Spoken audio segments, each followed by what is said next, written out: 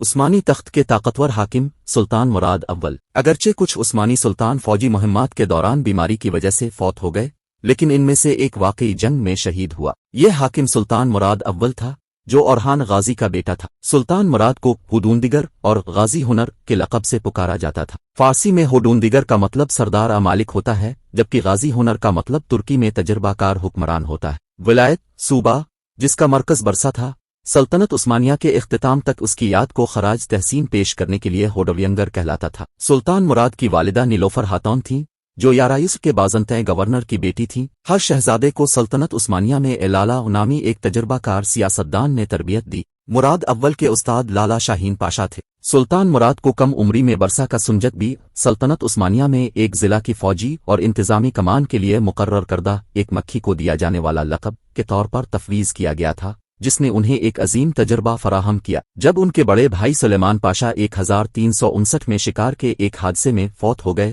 تو وہ تخت کے وارث بن گئے۔ وہ اس سال رومیلیا میں فوج کے کمانڈر تھے اور اپنے والد کے جانشین کی حیثیت سے تخت پر بیٹھے۔ چونکہ قدیم ترک روایت میں سیاسی اقتدار کو خاندان کی مشترکہ ملکیت کے طور پر دیکھا جاتا تھا، لہٰذا اس کے دو بھائیوں ابراہیم اور حلیل نے سلطان مراد کے خلاف بغاوت کی۔ اس طرح مراد نے عثمانی تاریخ میں پہلی شہزاد بغاوت کو دبا دیا۔ بحیرہ اسود کے ساحل پر انقرہ اور ایریلی ہیراکلیہ کو فتح کرنے کے بعد سلطان مراد اول نے رومیلیا کا رخ کیا، کیونکہ بازنطین سلطنت نے وینس کے ساتھ اتحاد کیا اور اناطولیہ میں سلطان کے قبضے کا فائدہ اٹھاتے ہوئے عثمانی سرزمین پر قبضہ کرنے کی کوشش کی۔ ایڈرن، جسے اس وقت ایڈرینوپل کہا جاتا تھا، اس وقت بازنطین سلطنت سے تعلق رکھتا تھا، لیکن مقامی لوگ انتظامیہ سے خوش مطمئن نہیں تھے۔ 1345 میں ایک بغاوت میں شہر کے قابل ذکر افراد کو تلوار پر ڈال دیا گیا۔ سلطان مراد نے اس صورتحال کا جائزہ لیا اور 1363 میں سجلدیر کی جنگ میں ایڈرین کو فتح کیا۔ سرکاری ہیڈ کوارٹر ایڈرن منتقل کر دیا گیا اور اناطولیہ سے لائے گئے ہزاروں ترکوں کو شہر میں غیر آباد علاقوں میں آباد کیا گیا۔ سلطان پورے بلقان کو فتح کرنے کے لیے پرعزم تھا، لہٰذا اس نے یہاں 4 محاذ قائم کیے، کرکلریلی کو فتح کیا اور بحیرہ اسود تک پہنچ گیا۔ اس نے جنوبی بلغاریہ کی فتح کے ساتھ لالا شاہین پاشا پر الزام عائد کرتے ہوئے ایوریوس بی کو مغربی تھریس کی فتح کے ساتھ کمیشن دیا۔ سٹارا زاگورا، پلودیو، فولیپسیا اور کوموٹینی گوملسین کو فتح کیا گیا۔ اس طرح بازنطین سلطنت اور بلغاریہ، سربیا اور بلغاریہ اور البانیہ اور سربیا ایک دوسرے سے الگ ہو گئے۔ جب بازنطین سلطنت کو احساس ہوا کہ اسے مقامی لوگوں کی حمایت حاصل نہیں ہوگی تو اس نے عثمانیوں کو رومیلیا سے بے دخل کرنے کی امید چھوڑ دی اور شرائط پر آنے پر رضامندی ظاہر کی اور ان فتوحات کو تسلیم کیا۔ عثمانیوں کی یہ پیش رفت، جسے بازنطین سلطنت روک نہ سکی، نے عیسائی دنیا کو پریشان کر دیا۔ سربیا اور بلغاریہ کے لیے بھی اس کی مخالفت کرنا ممکن نظر نہیں آیا۔ وینس عثمانیوں کے ساتھ جنگ شروع نہیں کرنا چاہتا تھا اور مشرق میں اپنے تجارتی مفادات کو خطرے میں نہیں ڈالنا چاہتا تھا۔ واحد قوت جو ان کی مزاحمت کر سکتی تھی وہ ہنگری ہوگی، جو بلقان کے لوگوں کو کیتھولک بنانا چاہتے تھے۔ کیتھولک چرچ کے سربراہ پوپ اربن پنجم کی حوصلہ افزائی کے ساتھ ہنگری اور سربیا کے بادشاہوں نے بوسنیا اور ولاچیا کے شہزادے کے ساتھ مل کر تشکیل دی گئی فوج کو 1366 میں عثمانی کمانڈر حاکی الب کی کمان میں ایک جاسوس یونٹ نے ایڈرن کے قریب ایک رات کے چھاپے میں تباہ کر دیا تھا۔ اس فتح کے بعد، جسے سرپسند سربوں کی راؤٹ کے نام سے جانا جاتا ہے، اناطولیہ کے مارمارا ساحلوں پر ایک ساحلی قصبہ سیریس اور بگا کو فتح کیا گیا، جو اب بھی بازنطین کنٹرول میں ہے۔ جمہوریہ راگوسا، جس کا مرکز ایڈریاٹک بندرگاہی شہر ڈبروونک تھا، نے اپنے منافع بخش تجارتی راستوں کو برقرار رکھنے کے لیے عثمانی بالادستی کو قبول کیا۔ عثمانیوں کو رومیلین لوگوں نے خوش آمدید کہا۔ یونانی پیٹریاک نے 1385 میں پوپ اربن ششم کو لکھے گئے ایک خط میں آرتھوڈوکس کے ساتھ رواداری پر سلطان مراد کی تعریف کی۔ کیتھولک خطرے کا سامنا کرتے ہوئے آرتھوڈوکس لوگوں کے لیے عثمانیوں کو ترجیح دینا فطری تھا۔ ان پیشرفتوں سے شروع ہونے والے امن کے دور نے سلطان مراد کو ملک کو بہتر بنانے کا موقع فراہم کیا۔ برسا میں 3 مساجد، ایک امامت، ایک مدرسہ، ایک تھرمل اسپرنگ اور ایک سرائے، ایک مسجد، ایک مدرسہ، ایک امامت اور ایک محل کے ساتھ ساتھ بلیک میں ایک مسجد۔ برسا ان کے دور میں اسلامی دنیا کے روشن ترین سائنسی اور ثقافتی مراکز میں سے ایک بن گیا۔ ایک نیا موقع، اگرچہ بازنطین شہنشاہ جان وی پالیولوگوس نے یورپ سے مدد طلب کی، لیکن وہ کامیاب نہیں ہوا۔ سربیا اور بلغاریہ کی اتحادی فوج کو 1370 میں سموکوف میں عثمانیوں نے شکست دی۔ شمالی بلغاریہ کے دروازے عثمانیوں کے لیے کھول دیے گئے اور کیوسٹینڈیل گر گیا۔ اس طرح عثمانیوں نے سربیا میں قدم جما لیے۔ سربیا اور ولاچیائی اتحادی فوج دوبارہ اپنی قسمت آزمانا چاہتی تھی، لیکن 1371 میں سرمن، تشارونومین، چرنومین، جدید اور مینیو میں شکست کا سامنا کرنا پڑا۔ मकदूनिया के दरवाजे अब उस्मानियों के लिए खुले थे। सर्बिया और बल्गारिया की इंतजामिया से तंग लोगों ने उस्मानी हुक्मरानी को कबूल किया। ड्रामा, काविला और बीटूला गिर गए। शुमाली मकदूनिया और कोसो को भी फतह किया गया। सल्तनत उस्मानिया के जदीद दस्ते, उस्मानी छापामार यूनिट, डालमीटीन साहिल तक पहुंच गए। सर्बिया के बादशाह और बल्गारिया के बादशाह ने बिलतरतीब 1372 और 1376 में उस्मानी तसल्लुत को तस्लीम किया। सर्बिया के अहम तरीन शहरों में से एक नेस और वो जगह जहां रूमी शहंशाह किस्तंतय आजम पैदा हुए थे, उस्मानियों ने कब्जा कर लिया था। 1380 से उस्मानियों ने रोमिलिया में अपनी पोजीशन को मुस्तहकम करने के लिए प्रीलेप, सोफिया, नेस, बीतोला, ओरेद और शकुदरा जैसे शहरों को फतह किया। इसके बाद बाज़ंताय शहंशाह ने उस्मानियों को खुद मुख्तार तस्लीम किया और 1373 में खराज तहसीन पेश करने को कबूल किया।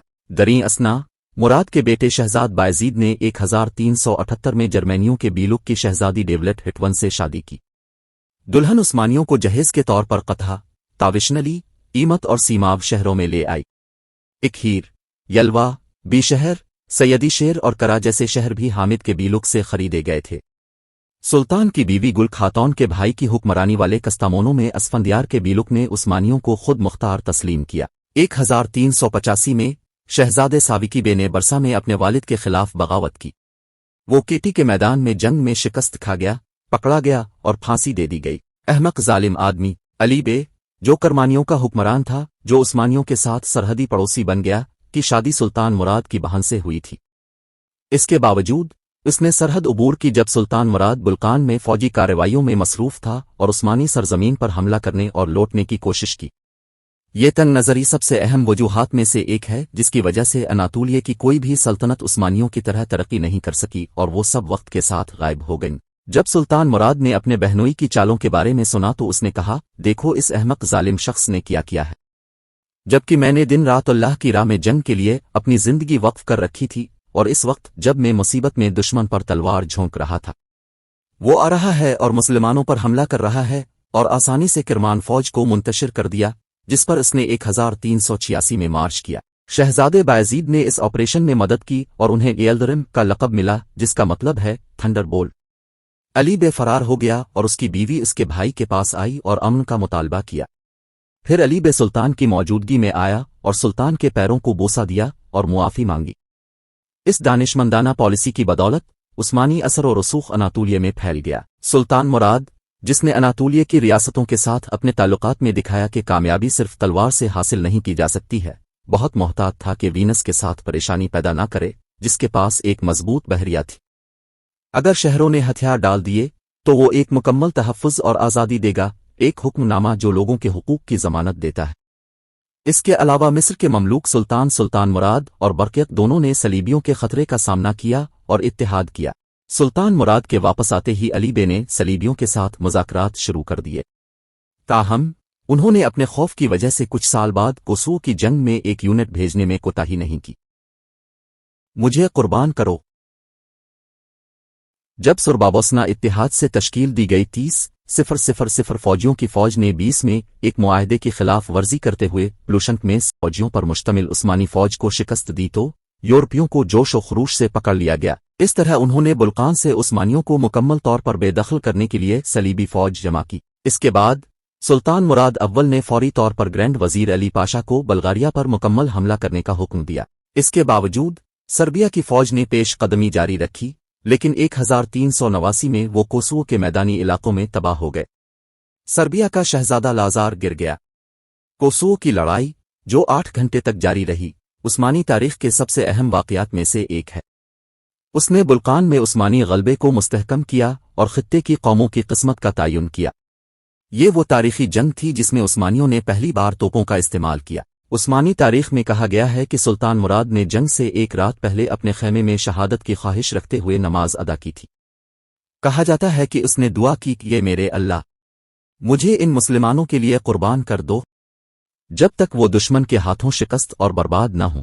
जंग के इख्तिताम पर सुल्तान मुराद को जख्मी सर्बियाई नाइट मिल्विस ओबिलुक ने चाकू मार कर शहीद कर दिया, जो इससे ज़ाती तौर पर मरना चाहता था। इस वाक़ये के बाद उस्मानी सुल्तानों से पहले आने वाले गैर मुल्कियों के लिए हर बाजू पर एक सिपाही रखने का रिवाज बन गया।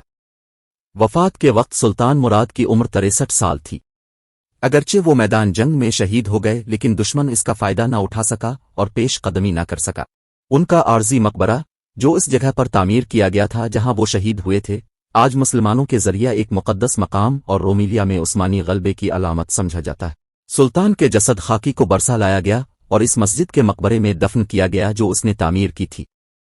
इस तरह के फाते मैदान जंग में एक हुक्मरान की शहादत ने इस्लामी दुनिया में इतनी परेशानी पैदा कर दी कि मिस्री सुल्तान बर्क ने बरसा में सुल्तान मुराद के मकबरे में एक मोमबत्ती, एक प्याला और एक मसहफ कुरान की तहरीरी शक्ल रखने के लिए भेजा।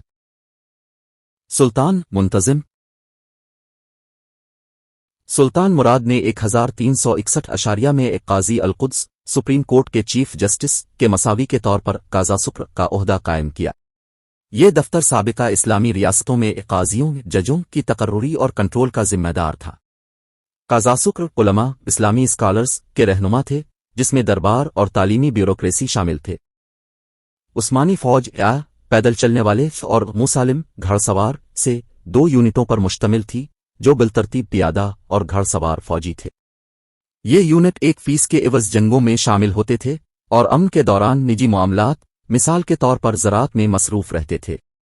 फौजी कार्रवाइयों में इजाफे की वजह से सुल्तान मुराद के दौर में एक मुस्तकिल और तनख्वाहदार फौज की ज़रूरत थी। इस्लामी कानून के मुताबिक जंग में पकड़े जाने वालों में से 5वां हिस्सा रियासत से ताल्लुक़ रखता था। उस वक्त तक ये रकम सल्जूक सुल्तान को भेजी जाती थी।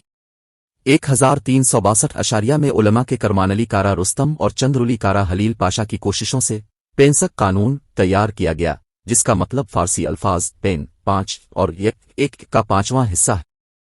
उसने हुक्म दिया कि कैदियों के 5वें हिस्से में से जो सियासतदान या सिपाही बनने के लिए मौजू थे, उन्हें इस तरह तरबियत दी जाएगी। इस तरह उस्मानी ब्यूरोक्रेसी और कुपिकोलो कोर, उस्मानी सुल्तानों का घरेलू डिवीजन, की बुनियाद कायम हुई। सुल्तान मुराद दरमियाने कद के थे, उनका चेहरा गोल था, नाक खमदार थी और बड़ी आंखें थीं, जबकि उनकी चौड़ी दाढ़ी, चौड़ा सीना और लंबी उंगलियां थीं। इसकी पहली बीवी गिलसी खतवन कैनराविलो सुलेमान बे की बेटी थी। बाज मनाबे में कहा जाता है कि वो यूनानी नजाद थीं। उन्होंने बल्गारिया के बादशाह ऐवान शस्मान की बहन तमारा से भी शादी की। मारिया बाज़ंताए शहंशाह आइवेंस पंजुम पाल्यूलोगोस की बेटी और सियासी वजूहात की बना अशारिया पर बल्गारिया के शहजादे क्यूस टेंडल की बेटी। ऐवान शशमान के सबसे बड़े बेटे अलेक्जेंडर ने इस्कंदर के नाम से इस्लाम कबूल किया और मनीसा के सुंजकबी के तौर पर वफात पाई। उनके 5 बेटे थे: सुल्तान बायजीद अव्वल, येशी बे, यकूब बे, साविकी बे और इब्राहिम बे। इसकी 4 बेटियां भी थीं, जिनमें से एक की शादी सरोखानियों के एक हुक्मरान से हुई थी और उनमें से 2 की शादी करमानियों के हुक्मरानों से हुई थी। सुल्तान मुराद इंतहाई मजहबी थे और उलमा और सूफी बुजुर्गों का एहतराम करते थे। वो हर जुमा की नमाज में गरीबों को सदका देते थे। उन्हें लोगों में एक संत के तौर पर देखा जाता था और उनके मौजिज़ात नोट किए जाते थे। मिसाल के तौर पर अफवाह यह है कि जब पलीवन का मुहासरा 15 दिन तक जारी रहा और कला फतह नहीं किया जा सका, तो उसने कहा, इस किले पर कब्जा करना मुश्किल है। मुझे उम्मीद है कि खुदा उसे तबाह कर देगा। इसी लम्हे एक जोरदार आवाज के बाद किले की एक दीवार मुनहदिम हो गई। वो एक मेहरबान हुक्मरान, एक अनथक शिकारी और एक मेहरबान नाइट था। वो मुसलमानों के साथ सखी और मेहरबान थे और एक नर्म मिजाज हुक्मरान थे जो ईसाइयों के खिलाफ जीतने के बजाय इनके दिल जीतना जानते थे। मुराद सिर्फ एक ताकतवर सियासतदान नहीं थे, बल्कि एक फर्स्ट क्लास कमांडर थे। वो तकरीबन एक फितरी हुक्मरान थे जो इस वक्त के यूरोप में अपनी शख्सियत के तौर पर बेमिसाल थे। 29 साल तक जारी रहने वाले अपने दौर हुकूमत में उन्होंने बहुत सी फतूहात हासिल की और कभी भी शिकस्त के वहशियाना चेहरे का तजुर्बा नहीं किया। उसने अपने वालिद से विरासत में मिलने वाली जमीनों को 5 बार बढ़ाया और 500,000 मुरब्बा किलोमीटर 193,050 मुरब्बा मील का मुल्क अपने बेटे सुल्तान बायजीद को छोड़ दिया। ये इलाके 5 सदियों तक उस्मानी हुक्मरानी के तहत रहे।